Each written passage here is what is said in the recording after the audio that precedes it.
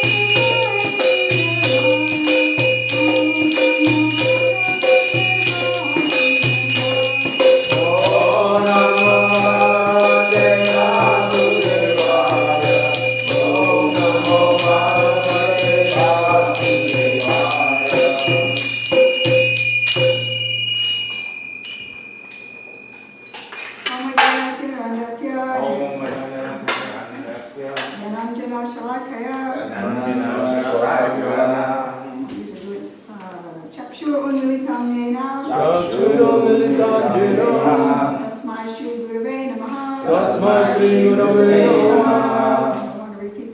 this one. I was born in the darkest ignorance. Born in the darkness of ignorance. My spiritual master opened my eyes. My spiritual master opened my eyes. With the torch of knowledge. With the torch of knowledge. I offer my respectful obeisances unto him. I offer my respectful obeisances unto him. So, you might wonder why I picked. Usually we like scan through the Bhagavad Gita for a good juicy verse somewhere. And I had this idea for the Sunday feast, picking only from chapters 1 and 2, and then seeing how I can go from there to the deeper ideas. Because, after all, the title of chapter 2 is Contents of the Gita Summarized. That means you pick a verse, you should be able to relate it to some whatever other interesting ideas in the rest of the Gita, right? So I had this idea, and then it's also, of course, there's no really new people here, I think, but I had this idea that would be a good for new people and for advanced at the same time. So, and the foundation is always good, because we're always still learning the foundation, aren't we still? So we're doing chapter 2, text 4 to 13, text 13 today. So, Dehino, Smin, Yata, Dehe, Dehino, Smin, Yata, Dehe, Kumaram, Yoganam, Jara. I'm laughing because everybody's so enthusiastic. If they already know the verse, they'll all just say it. Komaram Yoganam Jara. Tata. Dehantara. Praptir. Tata Dehantara Praptir. Nirastatra Namuyati. Dehinosmin Yata Dehe. Komaram Yoganam Jara. Tata Dehantara Praptir. Nirastatra Namuyati. Dehino, I don't really have to do this. Everybody's good at this one. Go ahead and chant. Dehinosmin Yata Dehe. Komaram Yoganam Jara. Tata Dehantara Praptir.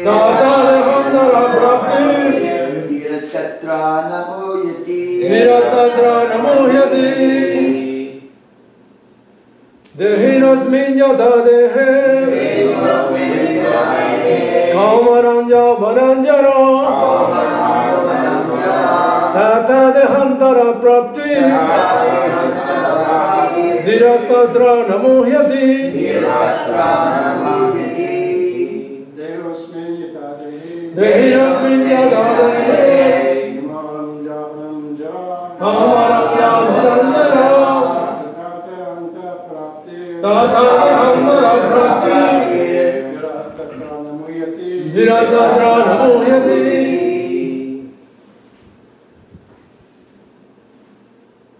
Dehinosmin Yata Dehe. Dehinosmin Yata Dehe. Komaram Yoganam Jara. Tata Dehantara Praptir. Nirastatra Namuyati.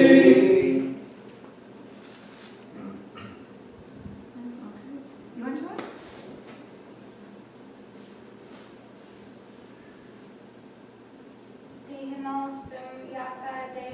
Dehinosmin Yata Dehe. Komaram Yoganam Jara. Tata Dehantara Praptir. Nirastatra Namuyati. Good. Oh, okay. So, word meanings. Dehina. Dehina. The embodied. Asmin. In this. Yata. As. Dehe. In the body. Kumaram. Boyhood. Yovanam. Youth. Jara. Old age. Tata. Similarly. Deha antara. Of transference of the body. Prapti. Achievement. Dhira. The sober. Tatra. Thereupon. Never. Muyati. Is deluded. The translation and purport by His Divine Grace A.C. Bhaktivedanta Swami Srila Prabhupada.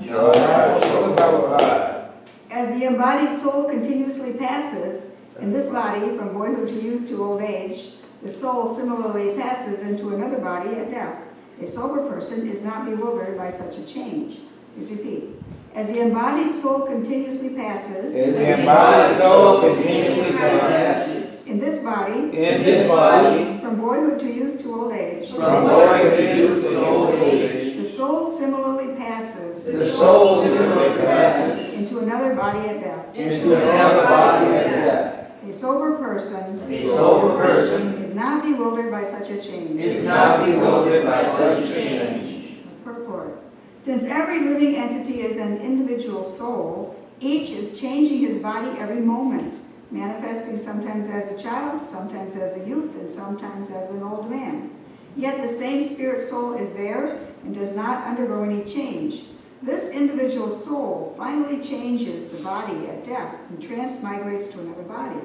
And since it is sure to have another body in the next birth, either material or spiritual, there is no cause for lamentation by Arjuna on account of death, neither for Bhishma nor for Drona, for whom he was so much concerned. Rather, he should rejoice for their changing bodies from new to old to new ones, thereby rejuvenating their energy. Such changes of body account for varieties of enjoyment or suffering, according to one's work in life. So Bhishma and Drona, being noble souls, were surely going to have spiritual bodies in the next life, or at least life in heavenly bodies, for superior enjoyment of material existence. So in either case, there was no cause of lamentation. Any man who has perfect knowledge of the constitution of the individual soul, the supersoul, and nature, both material and spiritual, is called a dhira, or a most sober man. Such a man is never deluded by the change of bodies. There's more. I'm going to stop right here for a minute, at least, and maybe read the rest afterwards. But talk about this. One thing, that individual soul, supersoul, and nature are three most prominent of the 5 topics of the Bhagavad Gita, which are discussed in the introduction, which is God, soul, nature, time, and activities. And so those are the 5 topics of the Gita. And this is the 3 main ones, of course, are here, as it says here, the individual soul, the supersoul, and nature. And so anyone who has perfect knowledge of the constitution of these is a sober man. So, one thing, we aren't always sober, right? We have some knowledge of this, and sometimes we really realize it, and sometimes we don't. So this is a test going on right now. We have this pandemic situation coming at us, and we have to change our habits and all this stuff. I don't know about everybody else, but when I have to try to change my habits, I go kind of weird, like I get mixed up easy. Like we try to do something different and new, and that's I'm not in my routine where I know what I'm doing next. So it's extra effort, and I'm more likely to make mistakes somehow. And then you learn the new way, after you work on it a bit. So we have to learn some new things, which we should always do anyways. Because we always get flus and colds and things like that from each other. Why should we not be careful and not do that too? So these are good habits we're going to have to learn.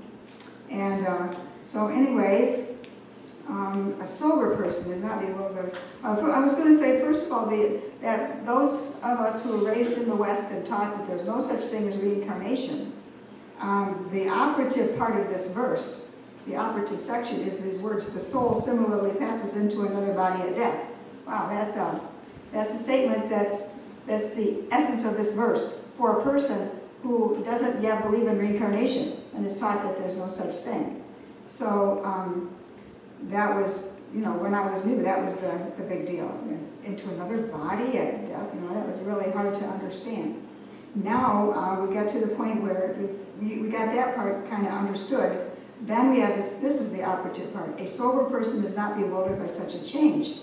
So not just the bewildered because we're trying to change our habits, but the bewildered that causes us to forget that we're eternal spirit souls. We're in Krishna's care. We have a super soul in our heart. We're never lost from Krishna. And all of a sudden, we're faced with possibly a disease coming, and maybe we'll die. Who knows? If it comes here and maybe we get through, we don't know. There have been some young people getting pneumonia, and if the hospital beds are full and you've got pneumonia, your chances are not so good, maybe. So we have to think like this. Well, maybe I'll die. I've been thinking like this, and because maybe I will anyway. Next time I go to town, maybe I'll get hit by a truck. So any time we could die any minute. So. But bewildered is when we forget.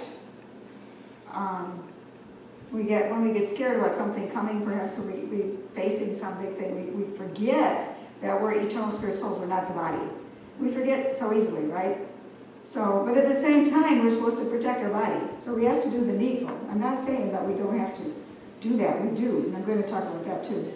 So, but a sober person is not bewildered by such a change. I also used to wonder, well, how can you be bewildered by such a change? I don't remember the last time I changed, so why am I bewildered by this? I'm not changing now, I'm in this body. So what does that mean, bewildered by such a change? But when you're threatened with the possibility, that somebody's offering you the possibility of a change, then, like somebody pulls out a gun on you or something, or there's a pandemic coming after you and you don't know what your chances are. And then we do get bewildered by this change. Because even if you don't believe in reincarnation, something's going to change if you're going to die. Suppose you're a soldier going off to war and all of a sudden you see that this is a huge battle and I'm probably going to get shot. And, always we get bewildered by the potentiality of such a change when we see it. And when death strikes in a family or something, I have a way of thinking, it's daily life just intersected with eternity again. Because we go along in our daily life and we're in it, we're in this particular Maya and playing this particular role. Even we have some spiritual knowledge, still here we are. And then all of a sudden, somebody dies. And they're not there anymore. Then you think about it, where are they going? It's like they're an eternal spirit soul, so where are they going now? So eternity intersects daily life. So whenever that possibility is there, that eternity may intersect daily life. So we get bewildered again, or we discover what we're bewildered perhaps. So we have to dig deeper. And we're having a conversation outside and the door's still open. Can you please close the door? Can you please close the door? Everybody's talking. Okay, thanks.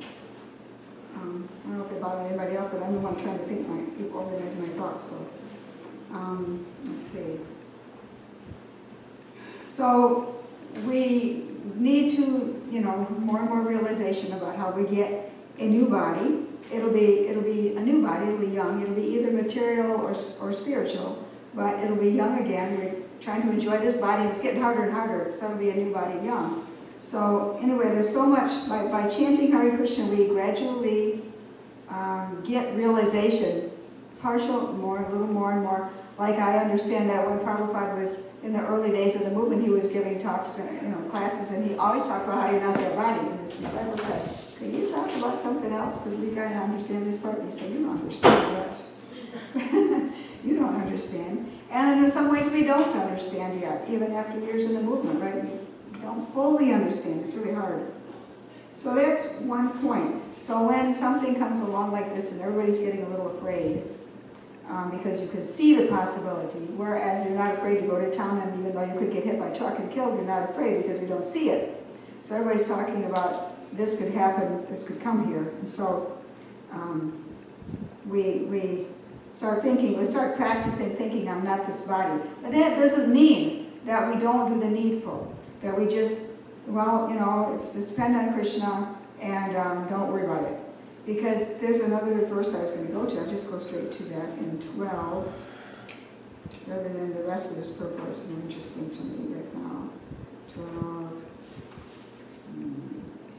12:15. Yasman no dvijate loko lokan no dvijate chayaha harshamarsha mayot vegayar mukto yasa chame priyaha. He for whom no one is put into difficulty, and who is not disturbed by anyone, and who is equipoise in happiness and distress, fear and anxiety, is very dear to me. So we don't want to, so in the purport, a few of the devotees' qualifications are being further described. No one is put into difficulty, anxiety, fearfulness, or dissatisfaction by such a devotee. Since a devotee is kind to everyone, he does not act in such a way as to put others into anxiety. At the same time, if others try to put a devotee into anxiety, he is not disturbed. So we have to, again, we don't want to put somebody else into anxiety by being careless about germs or something. Just say, it doesn't matter, we're going to go where we want, do what we want, and everything, touch what we want, and not worry about it because we're going to trust Krishna, and the next person is in anxiety. So that kind of applies to this situation.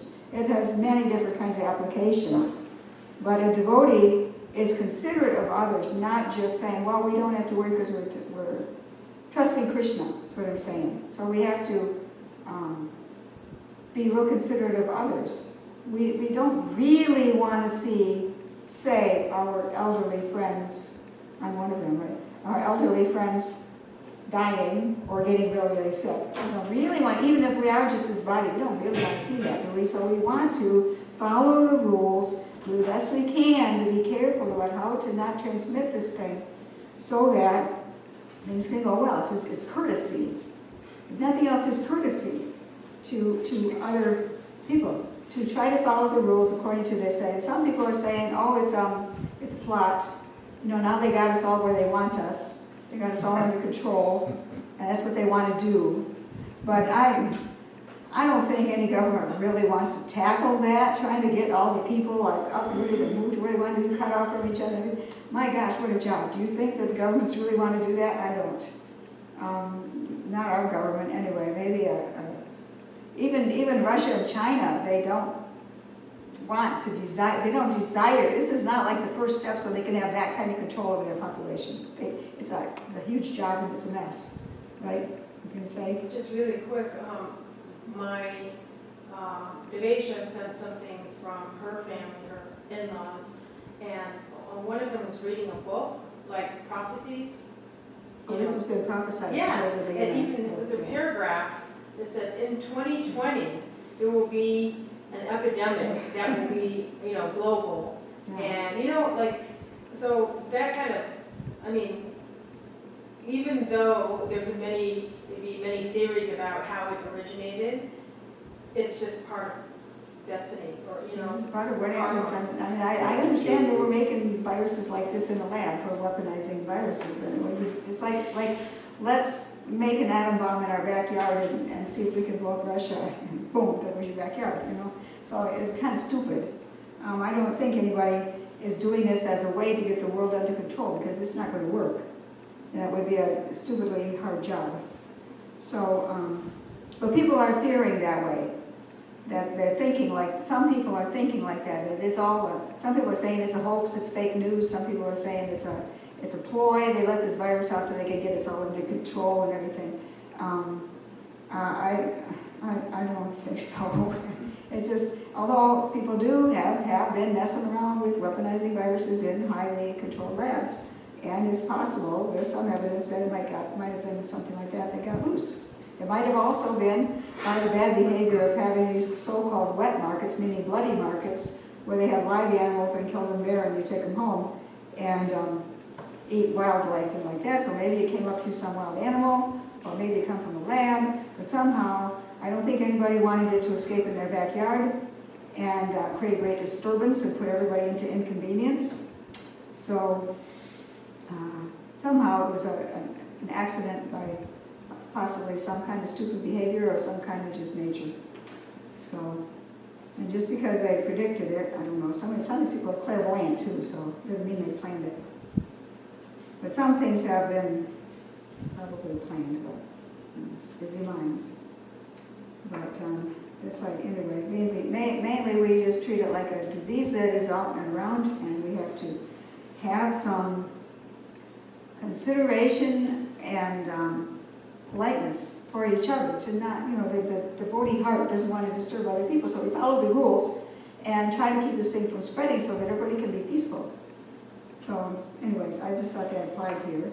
And it's a general qualification anyway, how we are progressing in spiritual life is one of the qualifications. We can analyze for ourselves. Am I putting anybody else into distress or anxiety or making anybody unhappy or disturbed in their mind or excessively neediness or something like that? So it's one of the things we can examine in ourselves to see how we're making in general in progress, spiritual progress. And that would include basic politeness too, because people can be disturbed if someone is rude. And it's not necessary. Your day could be kind of ruined, your job could be a little disturbed if somebody's rude to you. So all these things are on many levels. Devotees making advancement, they don't want to disturb others. They want to, just like also in work. The devotee who has no duty to do because he's a pure devotee will still be engaged like Krishna was in doing duties. because that way people who don't have so much faith or realization, they can do their duties, and their duties are there to guide step by step. If we do our duties, that brings up Varnashram, okay? So in Varnashram, the duties are there, and okay, it's material. And your psychophysical nature that you have is an external material thing that you got by your karma from your last life and your evolution and so on, and your desires that came with you to the next body. So you have a psychophysical nature, but it is material, but because we don't have full realization that we're not this body, and because the body is a certain type that it's good at some things and not other things, so I might as well use it best. Therefore, the Varnashram system exists, and therefore the Varnashram duties, and if one does these duties without attachment for the result, but because they're supposed to, and does it with dedication to the center, who's Vishnu, then we make progress right there. So a person who's already got all that realization doesn't disturb those who are just in the beginning stages working toward getting that realization. So that's why that's like that. So anyway, we do the steps that we're supposed to do, and learn the new things we're supposed to learn, and be careful the way we're supposed to be, and try to help everybody so everybody can be as peaceful as possible in their natural progress, whatever they're doing. We're not to disturb somebody's karma or spiritual life, if possible. So really, I think it can be a short class. I actually didn't know it was going to be a class, so I thought as much as I could kind of short term, but only a couple hours to think of things. So, anybody want to add something or ask a question or anything like that? Any question or comment or further insights? Yeah. Yes. As you were saying, a lot of the bewilderment when we were talking about muyati, bewilderment, it comes about not only with our own demise, but as we all probably have, I'm sure everyone has experienced, and you were pointing it out in the class, when someone else passes on, especially unexpectedly, Yes. then generally there's a huge bewilderment, or Yes. caused by just grief and lamentation. Yes. So when Krishna says in the Gita several times, there's no need to lament, that's a big order, because especially in the Kali Yuga, with, we all have a very deep bodily conception of life, and the hankering and lamentation is so much a part of our everyday existence.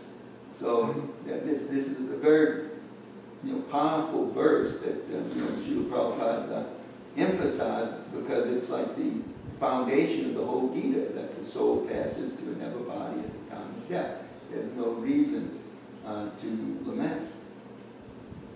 Yes, thank you. And that was, I'm glad you said like that when we experience somebody's death and we go into this bewilderment. And also that it's foundational. That's the first thing Krishna said when Arjuna gave him permission to be a spiritual master. Permission like that, because before that they were friends, and so Krishna didn't push himself on Arjuna. But as soon as Arjuna surrendered, then Krishna started off immediately, instead of telling Arjuna what to do, he starts telling him it's not the body, which you'd think, well, Arjuna asked one question, Krishna answered from another, but you have to have that foundation understanding to understand the rest of the Gita. If you don't understand you're not that body, reincarnation makes no sense, for example. And the suffering in the world that some people are born into doesn't make any sense. Everything makes sense when you understand you're not that body. It all depends on that. And so something to revisit frequently and deepen our realization. So thank you. Yes. It's interesting, the first three, in the introduction, Prabhupada said, comprehending these 5 things allow us to understand the Bhagavad Gita, and that is Ishvara, our God, Jivas, our souls, that's us, Prakriti, that's material nature, and those 3 are listed here, but the last 2 are time, Krishna is time, and karma is the only thing that can change. Yeah. And so to understand, that's actually in that verse. What is it, 13? Yeah. Yeah, 13. But you don't hear well, I guess I'll speak for myself. I don't hear the application, like that was great. You pulled it out of that verse, but I don't hear it in classes as I probably would like to hear it. The comprehension of these 5 truths allow us to understand the Bhagavad Gita. And how does Prabhupada say it exactly? Which, In the introduction.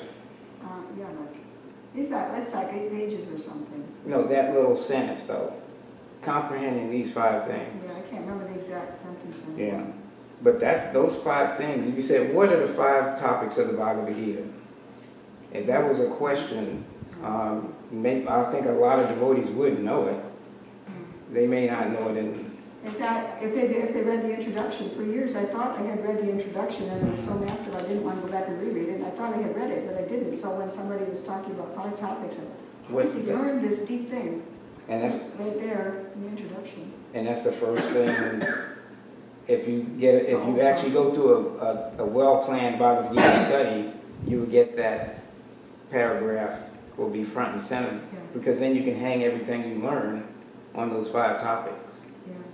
Incidentally, that cough is not a new cough, it's a Uh-oh. new cough. I always have a little, yes. As he was mentioning, out of those 5 topics, the only thing that's changeable is karma. And that karma is based upon our activities. And it's bewildering to us how things are happening to us when we're out of sync with that karma.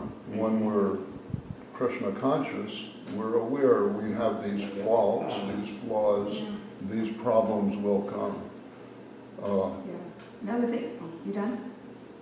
Yeah, basically, I was just going to state that when he pointed that out, it really jumped out at me that actually that is the reason we can't control it, because why we become bewildered, as you put it. We become bewildered because we don't know what we did in our previous life. We can't remember that. Yes, that's another part of the same And it comes as a yeah. surprise when It's- we can't, yeah. we're not under It's not just control. the change of the body, it's the karma that you got from the last body that bewilders us too. So, but also karma is the only thing that we got rid of, can go away. It's not eternal. Yes. And we really don't want good karma or bad karma. We want no karma. Yeah, no karma. Just feel good. Well, when you said it like that everything else is eternal except the karma, but longer Prabhu used the word change, but I was thinking, but yes, karma can change, but so can prakriti change. Yeah. Yeah, that's why I said, The type of prakriti, whether it be material or whether it be spiritual, Yeah. the prakriti can change also. The spiritual prakriti does not change, because that's the souls. There's no change. The material prakriti is sometimes formed and sometimes unformed and sometimes it's reformed, and it changes all the time, but it's the same material energy that exists eternally. But the karma is not an eternally existing thing, because once we surrender to Krishna and chant Hare Krishna and everything, it starts to go away. It does not eternally exist. All the others eternally exist somehow. Time even, okay, so the material world, time has cycles, and then there's annihilation, and then there's, but time, when it cycles again, it doesn't change, doesn't go away, and anyway, time is Krishna, so it's an impersonal aspect. Yes? Oh, okay. It said in devotional service, karma is changed into vikarma, which becomes the action in devotional service, which becomes the same, better than no karma. Oh, yeah, but not quite. V-karma is bad karma, but V-jnana, you mean? Yeah, I mean, in Yeah. other words, karma, action in devotional service negates karma, good and bad. Yes, and becomes Turns it a into karma. spiritualized. Our karma. Becomes our karma. But jnana, It's devotional good. service. V is just a word, a prefix that means special, somehow different from the. So there's karma, where you do your work, you try to get a good result, and then there's V-karma, where you do bad things and get bad result, and then there's akarma, no karma. But with jnana, knowledge, V-jnana means realized knowledge. So V is not a good or a bad prefix, it just means something different, and you have no other context. Yes? Yeah. Oh, okay. What is Prakriti? Prakriti is a word that means from material nature, or no, it means nature, energy. It means that energy, keep backing up. Energy of God is Prakriti. So the superior Prakriti in 7th chapter of Bhagavad Gita, the superior Prakriti is the souls. The inferior Prakriti is the material energy that has 8 elements, the earth, water, fire, air. I can't say it off the top of my head right now. My mind went like earth, water, fire, air, ether, mind, intelligence, false ego. That's all material energy of Krishna, but some of it's visible and touchable to us and some of it's not, like mind, for example, or false ego. But these are all material energy in different forms, and they change forms, or sometimes they're unformed, and then sometimes they're formed again. Prakriti means the energy. Okay. And we're superior energy. We're not exactly, what's the other word for Prakriti? There's the energy and the energetic. Krishna's the energetic and we're the energy. Purusha. Purusha, thanks. Yeah, Purusha is the Lord himself, the energetic. And we're energy, but we're conscious like Krishna is, but we're always tiny, we're always his energy. Yes. Yeah. So when we say that Prakriti is eternal, so here we try to mean not the elements, the gross elements, but rather the 3 gunas. Well, there is the pradhana, the unformed material energy that can't be described. It has no form whatsoever. It has no modes, no elements, no nothing, but it exists. Bhagavad Gita says it's eternally, it's Krishna's energy, Krishna's eternal divine energy. But sometimes it's formed and sometimes it's not. That's why it says in the introduction, therefore Prakriti is eternal, it is not false. The Lord refers to this as my Prakriti. Mm-hmm. And so there's different Prakritis, right? Well, they're all his Prakriti. Yeah, but this Prakriti is eternal. This material nature is the separate energy of the Supreme Lord. Yeah, we're separated, but that's more separated. I mean, the lower energy is not conscious in its own right. Although it's filled with Krishna's consciousness, the super soul, it's not conscious in its own right as individuals like we are. Yes, we are eternally conscious in our own right as individuals. And in fact, that's another thing I was thinking of saying. You wouldn't have your hand up, okay. I was going to say that I can remember, say, my first day of school. I remember being on that school bus, and I remember looking out and getting out, and there's swarming kids and teachers out there trying to claim kids. It was chaos. And, I liked one teacher who looked nice, one teacher didn't. Everything was scary. Kids I didn't know. What am I supposed to do next? And why am I here? Like that.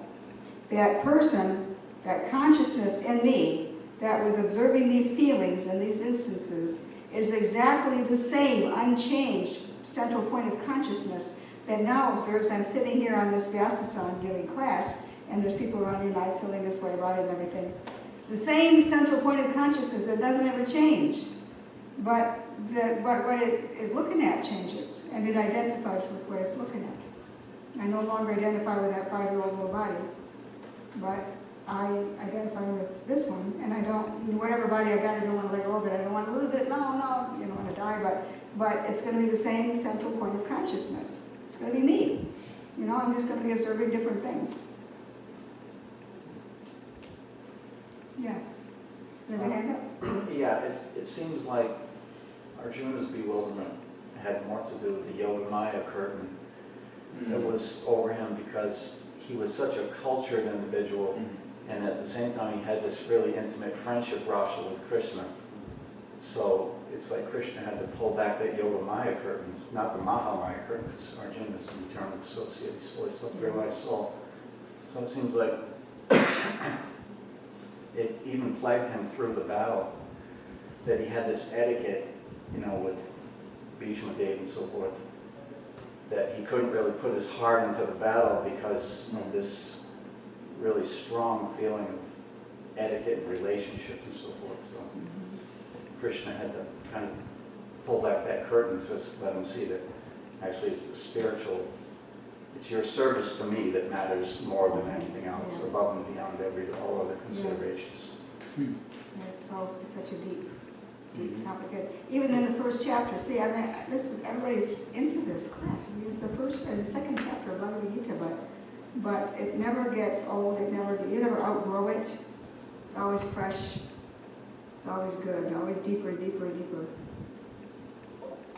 And really the second chapter of the Bhagavad Gita is really the first chapter of the Bhagavad Gita. It's the first chapter of Krishna speaking, yeah. Right. So the first one sets the The scene. first chapter is really good though too, Oh, because yeah. Arjuna is bringing up some really good arguments about culture and civilization that actually are worth talking about. So if we're not in a life and death war, we're trying to run a civilization and a culture that supports spiritual life. It's really good stuff to talk about. So the first two chapters are not to be dismissed as just the first two chapters. You know, they have really valuable stuff in that we can talk at great length about. Mhm. So I guess I'll stop here. Thank you all very, very much for being such nice, enthusiastic audience. All goes to Srila Prabhupada, all goes to Bhagavad Gita.